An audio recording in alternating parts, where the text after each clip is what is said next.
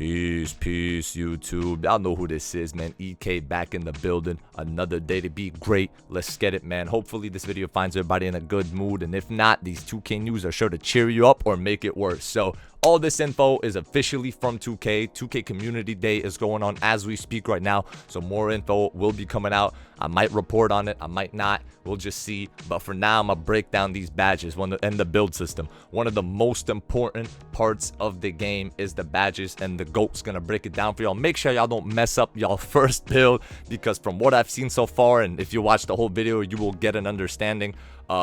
You do not want to mess up your first build or your second build or your third build, because there's going to be limited time items in the battle pass that are going to just change the way you play. But y'all will see what I'm talking about. So the things I'm going to go over in order in this video: the new badge tier system, the completely new badge unlocking system, plus the dynamic badges that go up and down, the new badge perk system, not takeover perk, badge perk system, the performance multipliers for badges, and then I'm going to give my own personal opinion on what I think about this system and what I think are going to be the issues, if there are any.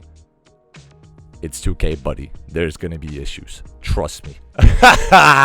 But at the end, if you're interested, I'm going to give my opinions on all the new badges that they dropped as well, if I have time, because they did drop a lot of badges. They removed some badges too, but it's definitely a good day to be in a building. Let's get it started. First off, 2K included 2 random pieces of information in the report that they made. I don't know why, but I thought I should let y'all know. First of all, pre-made builds are going to be an option this year.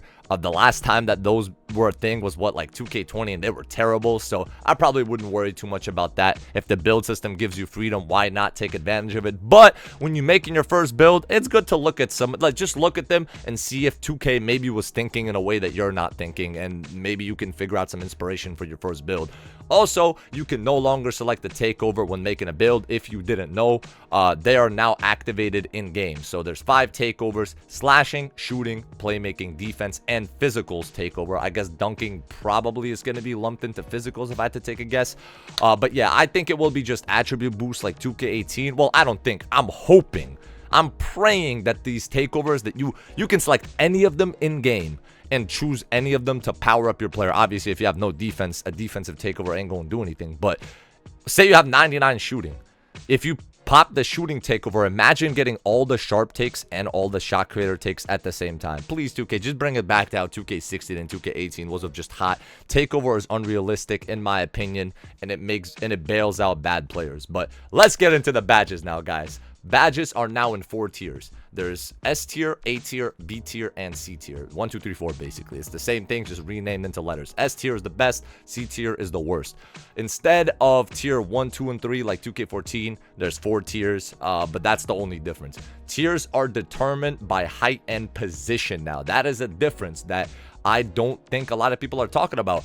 Will there be some form of archetypes in this game? We're going to have to see, because position did not matter in 2K23. A 6'9 player was a 6'9 player at every position for badge tiers, and the height was the only determining factor. So I'm wondering, is, like, you know, are shooting guards going to be more tailored toward, well, like shooting and scoring, and point guards more toward passing?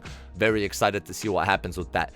Just like 2K23, the badge tiers don't directly affect the actual power of the badge. So, for example, a tier S clamps on bronze is the exact same power of badge as a tier C clamps on bronze, or if they're both silver or gold or Hall of Fame for any badge, if y'all get the idea. The tiers are not made as a way to make one badge better than the other. What they are made to do is 2 things.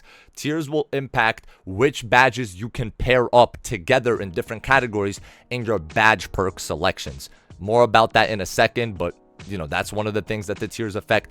Another thing tiers affect is how fast you gain badge progression. This is the very important one. C tier badges are super easy to get and level up, whereas S tier badges are very hard. So, for example, think about it. If you're a point guard that is like a short guard, obviously your like S tier badges are going to be things like, you know, limitless range or agent 3s or those type of badges. It's not going to be easy to get them to the max level, because you're going to be getting a lot less progression, because you're expected to do that action more, whereas somebody that might be like a taller player or doesn't even have it on a high level like that is going to get it pretty easily. But regardless of the tier, the higher that the badge color is, the more difficult it is to upgrade. So tiers affect progression of the badge, how quick you get it. and the badge color as well. So if you can imagine, by the time you're on gold, say you have an S tier, like I said, limitless range, and you're on gold going to Hall of Fame as a small guard, that's going to be taking a while to get it there. Hopefully everything I said so far sounds pretty simple to y'all, but now we're going to get into the crazy stuff, and this is just the start.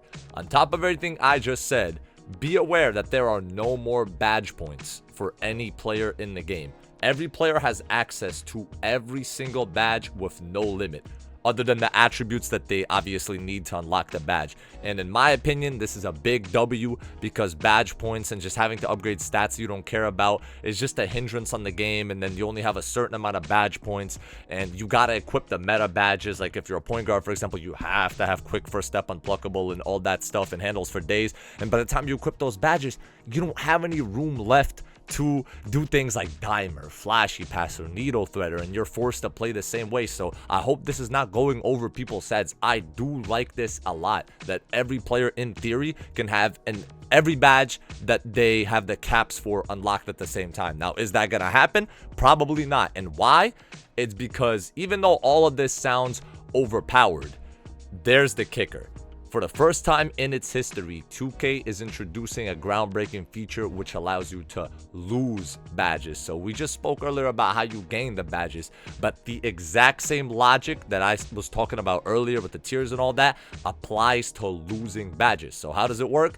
Once a badge is unlocked on bronze, it is permanent. You're going to have it forever, just like 2K16 and 2K17, where you could have every single badge in the game on bronze. Now, you're still going to have to meet the requirements for the bronze badge, because from what I've heard and seen so far, it's not going to be like, you know, how all the tier 1 badges in 2K23, they had no requirement for you. I don't think it's going to be like that, but regardless, all bronze badges are permanent. But if you want to keep it on a higher level, silver, gold, Hall of Fame, you have to use it and keep using it. It's not enough to just unlock a badge. You have to keep utilizing it. And there's a lot of probably mathematical formulas that go into how much you have to use the badge for what tier. And like I said earlier, the higher the tier, the more you got to use it. So it'll probably settle down for a lot of y'all at a certain level. Like you're going to find out, okay, within me actually playing for the win and trying to enjoy the game, like this badge is just going to be at that level, and it is what it is. So if you don't activate the badge, or if you play bad, for example, like if you're missing a ton of shots for a specific shooting badge, like for Midi Magician or whatever it's called this year, if you're missing a lot of mid-range and taking smothers, you're going to lose progression on that badge. And once you keep losing enough progression, it will drop down a level, and this will repeat if you keep playing bad until it goes down to bronze. Now, hopefully this is not something that happens very quickly after like just a couple bad games, but we're just gonna have to see when we get the game. This system seems incredibly ambitious and intricate. It gives us kind of unlimited archetypes if you really think about it. Everyone's playstyle is different, but now we're actually for the first time allowed to have badges that reflect the skills and playstyles of each individual player. There's endless possibilities that you could have in theory, and this is unlike anything we've ever seen before. But as always with 2K, man, not everything is gonna be as it seems, in my opinion. There's a million ways for the system to be very annoying and fail and be a pest to us the whole year. I'm not gonna say much since I don't have the game, but if you played any 2K in the last 8 years, you know damn well that unlocking badges by performing the action is very inconsistent, to say the least. Some badges be working for you when you have them, but they never pop up. Other badges might require like a high tier of that badge to actually get the action, like chase down or ankle braces in this 2K. It won't even pop up unless it's on a high tier. Another huge issue is that this is going to encourage unbelievable levels of ball hogging, and not even ball hogging because there's all categories of badges now, but just playing for the badge rather than playing for the win if this system is not done correctly. Even if you're playing with a squad, it's going to be a fight for the ball or to guard ball or whatever. The guard's going to want to get his pickpocket or interceptor, but the lockdown's going to want to guard ball. The locks are going to demand passes in the corner to keep their corner specialist and catch and shoot. The centers are going to want touches to keep their finishing badges, rebounding badges. If the guard doesn't miss and the center don't get rebounds, they're going to lose their rebound chaser. The point guards are going to want to jack up as many shots as they possibly can and dribble all day to keep their playmaking and shooting badges, etc. And if you play with randoms, it'll be 10 times as worse, because with a team, at least you could agree on something or work something out or have somebody look out for you. Randoms have no incentive to be unselfish. Random's already terrible in 2K. This is just going to encourage even more brain dead basketball. So while I do like the idea because it will reward specialists and kind of bring back the archetype system from what it seems, which I'm a big fan of, and it will also reward great players who are capable of keeping a lot of badges or difficult badges to keep on a high tier, I definitely need to see it to believe it first. But the worst case scenario, there are good news. 2K said that you will be able to grind your badge progress in the Gatorade facility or the Chris Brickley facility without the fear of losing progression. Now, I know that's like, that's not really something you want to get on the game and do, and how effective and easy it is will definitely be determined once we get the game. But you're not going to be able to lose badges in there, and if you just want to get a badge to a certain level, or if you've been playing with, like, say, lower caliber talent and your badges have been dropping, or you've just been playing a different play style, then, you know, you can get them back up in there. So all of this sounds pretty daunting and crazy, but 2K is going to give us 3 different options on top of the Chris Brickley facility and stuff to counteract the loss of badges and to earn our badges back and to earn badges quicker. So the first one I'm going to talk about, because I know the least about this one, but let's see how it is. This is going to be the biggest game changer. It's floor setters. As it says, there are powerful prizes earned in the battle pass, the free pass specifically. At least the lower tier ones. There are 18 floor setter slots in total, so I guess 18 options per player, or I don't know what it is. Is there 18 floor setter like abilities per year? Like on the whole year we're only gonna get 9 silver and 9 gold like they say? I don't know as of right now, but this is definitely the biggest wild card in the system right now, and how they treat this. Is there going to be a Hall of Fame floor setter in the paid pass? Because that's going to make people mad. They are permanent, and it means that your badge cannot drop past that level.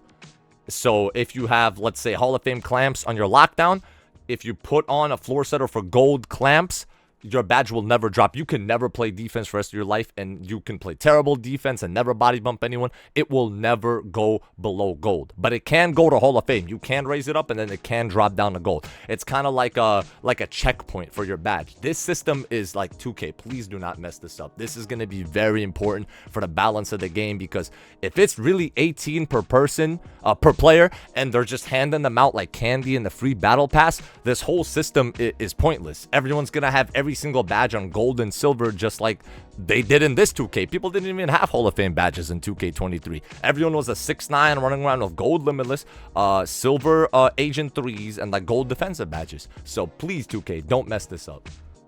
Now, the second system is the badge perk system, and I'm really hoping, and that's what it looks like, that this is going to be the bread and butter of everything related to badge progression. It's very intricate, and it's going to separate the bad build designers from the good build designers to the great build designers and planners. So the badge perks, as you see on the screen, is going to be a bunch of slots where you can assign badges. You cannot duplicate any badge, and not only is each little category and ability of a perk divided into 4 slots, all of those badges have to be from different tiers. So C tier, B tier, A tier, and S tier for all of them. So 16 badges total. 4 of them are going to be S tier, 4 of them are going to be B tier. You get the idea.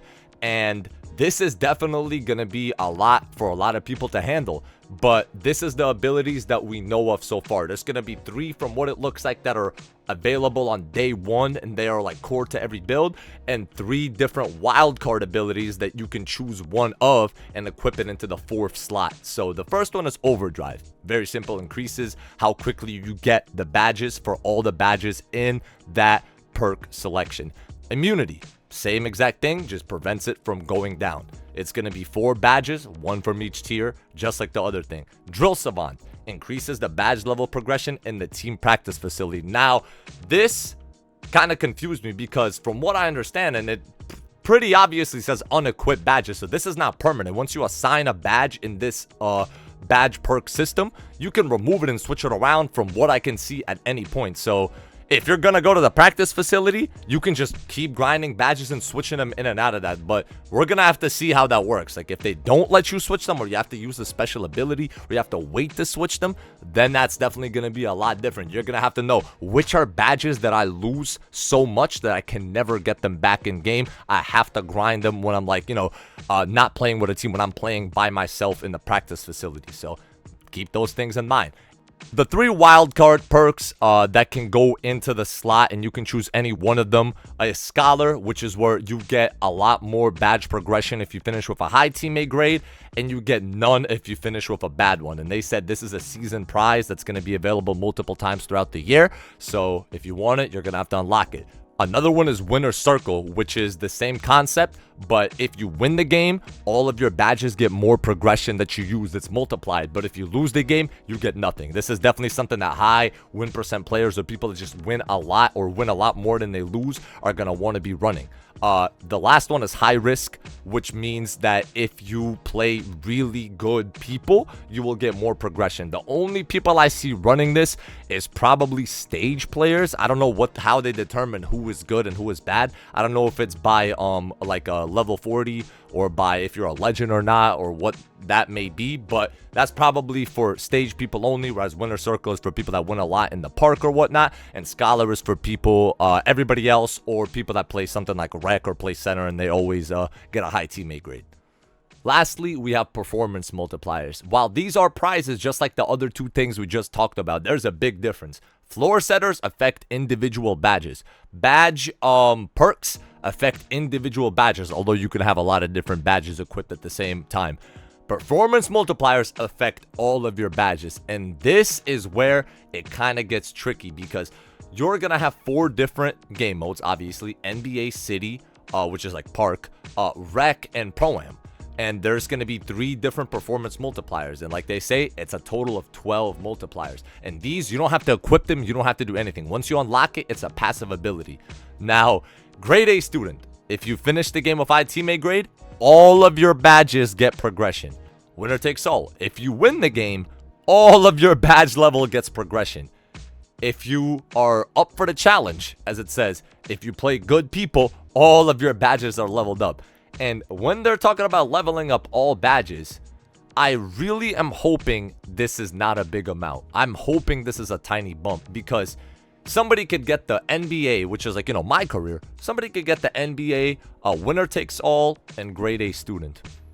They just go into my career, play for a little bit, and they have every badge that they have from just like, you know, doing a basic action. What do people do in my career? If you're a point guard, just do a step back and shoot threes. If you're a slasher, just do a step back and rim run. You know, it's really easy to play my career. So if they're going to go into my career and they're just going to go crazy, or even like if they go into the city or rec and they're just going that crazy that they're just winning every game, or they're having a high teammate grade every game, all of their badges are going to be at the cap. If you're allowing people to have all of the badges that they're allowed to at their cap, people's builds are going to be ridiculous. This is, even though it sounds scary that we're going to be losing badges, that thing can flip right on its head and everyone could be rocking every badge in the game, and we got a level of demigod we never seen before. Like, you know what I mean? People thinking this is about to be, oh, the weakest builds, the most specialized builds that we ever had in 2K. If these things are overpowered, and if they're overpowered, I hope they get nerfed, we could have demigods out here on like day 2 from somebody playing my career, and that's going to be bad. So please, 2K, pay attention to that. But hopefully when they say something is a prize, it's going to be more like, you know, a big grind, something like the legend goals for the seasons last year, you know, where you actually have to complete thousands of points or 100-something wins in that game mode in order to unlock it. It's not just something where when they say prize, you just go and do a little quest, like kind of how like a rebirth is. You know what I mean? So it's all in 2K's hands. Hopefully they have the right idea, and if they don't have the right idea, hopefully they listen to us and make an adjustment.